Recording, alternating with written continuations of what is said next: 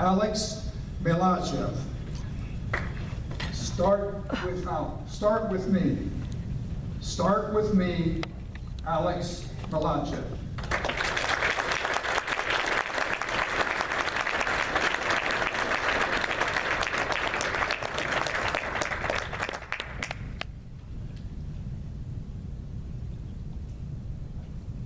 You could change the world in one way. What would it look like? What a thinker. When this question was asked of me as an interview question for this contest back at the club level way back, my mind started racing with all the possible ways I could answer this question. I thought of a world where we spend more money on education for everyone and less money on war. That really matters to me. I thought of a world where everyone has access to food, clean water, and medical care. That matters to me. This world has lots of trees and flowers because it recognizes the deep connection between humanity and nature. And in this world, we can all eat as many donuts as we want without getting fat. But alas, I could only choose one thing. World peace. Donuts.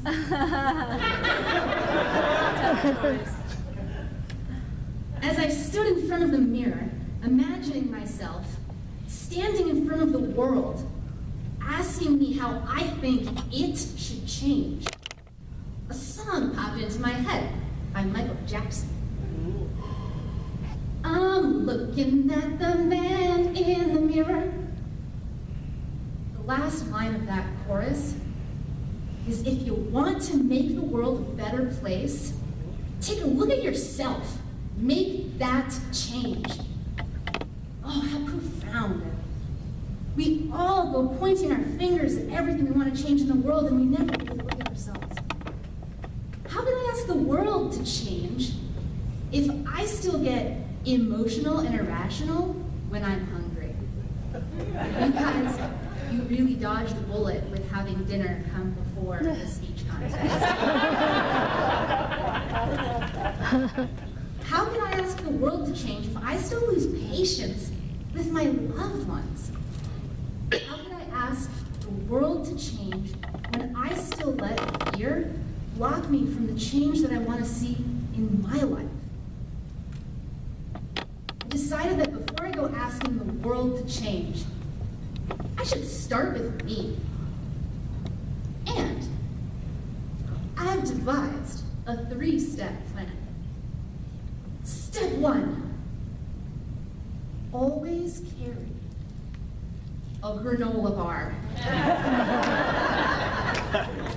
Ladies, you know what I'm talking about, right? Step 1, check. Step 2, practice patience through mindfulness. Mindfulness is a word that gets used a lot, so I'm going to define it so that we're all on the same page. Mindfulness is the practice of noticing what you're thinking and feeling without judgment. Mindfulness, for example, is noticing that my anger spikes when my dear husband walks in the house and doesn't take his shoes off. As Dirk would say, I'm going to tell you the loving truth that if you don't take your shoes off when you walk in the house, I'm going to notice mindfully. And then I'm going to forget about it.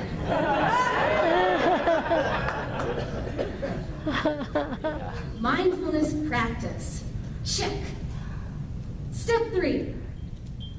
Crush all of my fears. And that is going to happen any day now. Any day now. What am I even so afraid of? What am I afraid of? Am I afraid that I'll never invent the calorie-free donut?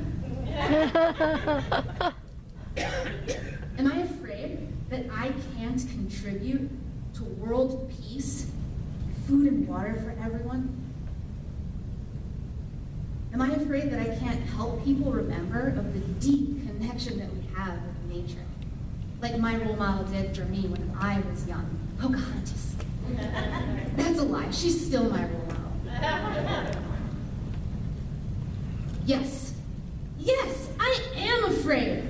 I am so afraid, aren't you? Aren't you afraid of all those things? But courage isn't the lack of fear. I was afraid to pack up my life in Cincinnati, Ohio, and move across the country with no plan and no idea where I would end up. But I did that anyway, because that was my dream.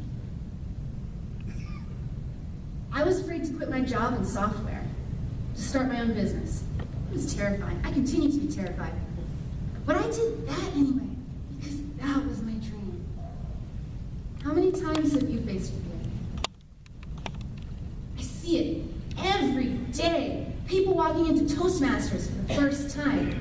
All these wonderful contestants coming up here on stage, afraid, but they showed up, just like we all show up every day, present to our fears, mindful of them, but deliberate, choosing the dream.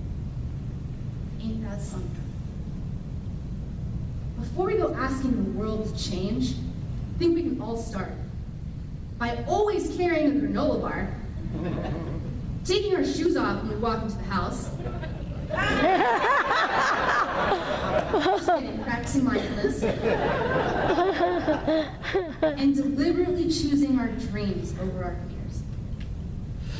Before we go asking the world to change, I think we can all start by asking, how can I start?